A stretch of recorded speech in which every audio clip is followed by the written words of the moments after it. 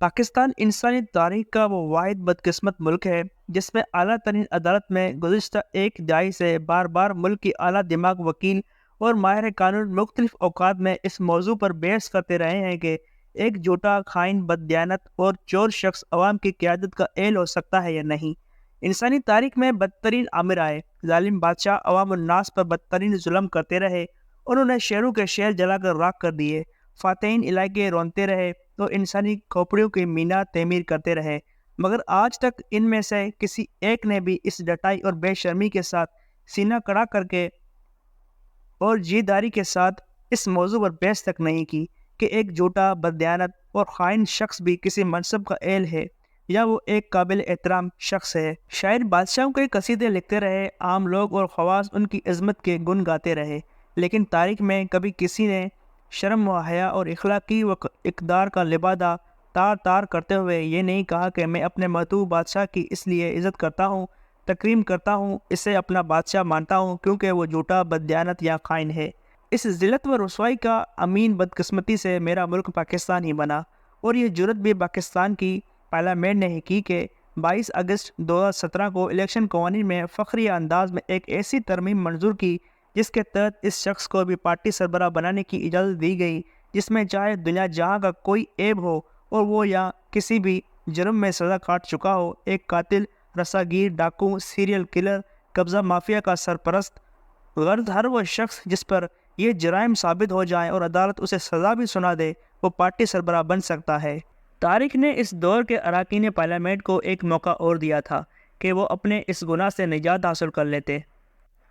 عدالت کے سامنے معاملہ گیا تو عدالت میں اس کا دفاع نہ کرتے، چپ سادھ لیتے، شرمندگی کا اظہار کرتے، لیکن یہ تو سینہ تان کر سپریم کورٹ جا پہنچے اور خم ٹھونک کر اپنی اس کبھی حرکت کے حق میں دلائل دینے لگے۔ جدید تاریخ میں کسی عدالت کے سامنے کبھی یہ سوال نہیں اٹھایا گیا اور نہ ہی کسی پارلیمنٹ نے کبھی ایسا قانون پاس کیا ہے۔ پاکستان میں جب عقل و علم کے خزانوں سے کوئی دلیل میسر نہ ہو تو پھر ایک ایسا دانشورانہ سیاسی فقرہ بول کر خود کو درست ثابت کیا جاتا ہے اور پھر اسے اس لیے بار بار ہر سطح پر دہرایا جاتا ہے تاکہ لوگ اس پر یقین کر لیں۔ دلیل یہ ہے کہ یہ قانون ہم اس لیے تبدیل کر رہے ہیں کیونکہ یہ ایک آمر کا عطا کردہ ہے۔ توہین رسالت کا قانون ہو یا پارٹی سربراہ کا ضابطہ، جہاں دلیل ختم ہو جائے وہاں یہ نقطہ پھلجڑی کی طرح چھوڑا جاتا ہے۔ سپریم کورٹ میں یہ قانون چیلنج ہوا تو مضحکہ خیز دلائل اس کی دفاع کے لیے دیے جاتے رہے۔ ایک یہ دلیل دی گئی کہ الیکشن میں حصہ لینا ایک شخص کا بنیادی حق ہے، آپ کسی کو نااہل قرار دے کر کیسے اس سے یہ حق چھین سکتے ہیں۔ اس دلیل پر ٹاک شوز بھی ہوئے، پھر صحافیوں، تجزیہ نگاروں اور دانشوروں نے دل کھول کر بددیانتی کا انسانی حقوق کے نام پر دفاع کیا۔ کمال کی بات یہ ہے کہ کسی نے مڑ کر ان سے یہ نہیں پوچھا کہ زندہ رہنا بھی تو ایک شخص کا بنیادی حق ہے، تو پھر قاتل کو پھانسی پر چڑھا کر اس سے یہ حق کیوں چھینتے ہو؟ قید و بند سے آزاد زندگی گزارنا ایک شخص کا بنیادی حق ہے، تو پھر مجرموں کو کئی سال کے لیے جیل میں کیوں ڈالتے ہو؟ میرا ملک ایک ایسے دلدل میں ہے جہاں سرمایہ اس قدر اہم ہو چکا ہے کہ ایک وکیل یوں سریعام ایک مصدقہ جرم اور ایک بدترین برائی کا دفاع کرتا ہے۔ بات سپریم کورٹ کی بحثوں اور اسمبلی کی راہداریوں تک رہتی تو یہ ایک چھوٹی سی گروہ تک محدود رہتی جو عموماً ضمیر کا سودا کرنے میں مشہور ہیں، لیکن پھر عوامی جلسوں میں لوگوں کے سامنے ڈٹائی کے ساتھ نعرے بلند کیے جانے لگے۔ صرف جھوٹ بولا نہیں گیا بلکہ جھوٹ بولنے کے عمل کا دفاع بھی کیا گیا۔ لوگ ہاتھ بلند کر کے اور نعروں کے شور میں اپنے ایسے رہنما کو داد دیتے رہے جن کے بارے میں انہیں یقین تھا کہ یہ بددیانت اور چور ہیں۔ سیاسی محبتوں نے لوگوں کو اس قدر اندھا کر دیا ہے کہ حق اور سچ کی پہچان ختم ہو گئی۔ سپریم کورٹ نے 21 فروری 2018 کو اس بحث کو سمیٹ کر یہ فیصلہ دے دیا کہ ایک بددیانت، خائن اور چور شخص عوامی نمائندگی کا حق نہیں رکھتا۔ اس کے بعد لاتعداد چیف جسٹس اور جج حضرات آئے، ممبران اسمبلی تقریر کرتے رہے اور ڈیسک بجاتے رہے، مگر یہ فیصلہ اپنی جگہ قائم رہا۔ کوئی اسے چیلنج کر کے بدنامی مول نہیں لینا چاہتا تھا، مگر ٹھیک 5 سال بعد بہانہ جو پاکستان کی طاقتور طبقات نے پوری قوت سے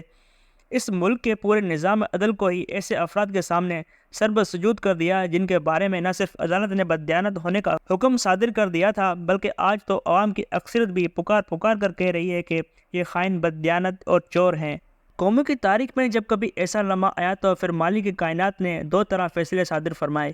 ایک یہ کہ پوری قوم برباد کر دی گئی، یا پھر عوام کو اللہ نے وہ شعور عطا کیا کہ انہوں نے بساط الٹ دی۔ کسی بھی قوم کی بدقسمتی اور زوال کا یہ آخری منظر ہوتا ہے اس کے بعد تاریخ گواہ ہے کہ کبھی قومیں تباہی سے بچا نہیں کرتی۔ ایسی کیفیت اور اس طرح کے حالات میں ڈوبی ہوئی قوم کے بارے میں ہی سید الانبیاء صلی اللہ علیہ وسلم نے 1400 سال پہلے تنبیہ کر دی تھی۔ اس حدیث میں جو وارننگ موجود ہے اسے سوچ کر ہی آدمی خود سے کانپ اٹھتا ہے۔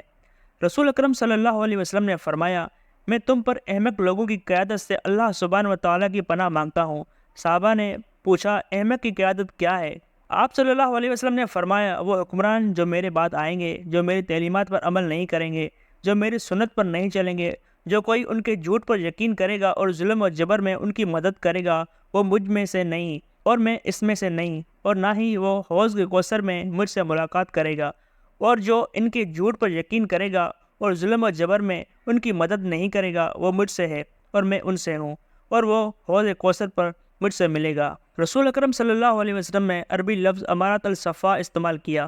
صفا کا لفظ قرآن پاک میں بھی بار بار آیا ہے، اور ان کے بارے میں یہاں تک کہا گیا ہے کہ ایسے لوگوں کو گھریلو ذمہ داریاں بھی نہ سونپی جائیں۔ صفا کو اپنی جائیداد، مال و متاع نہ دو۔ النساء جن خامیوں کے حامل سیاسی رہنماؤں کو اللہ گھرانوں کے مال و متاع کی ذمہ داریوں سے بھی سبکدوش کرنے کا حکم دیتا ہے اور منع فرما دیا ہے، پاکستان کی بدقسمتی ہے کہ آج اس کے طاقتور حلقے ایسے ہی لوگوں کو حکومتی عہدوں کا اہل قرار دے کر منصب پر بٹھانے کی کوشش کر رہے ہیں۔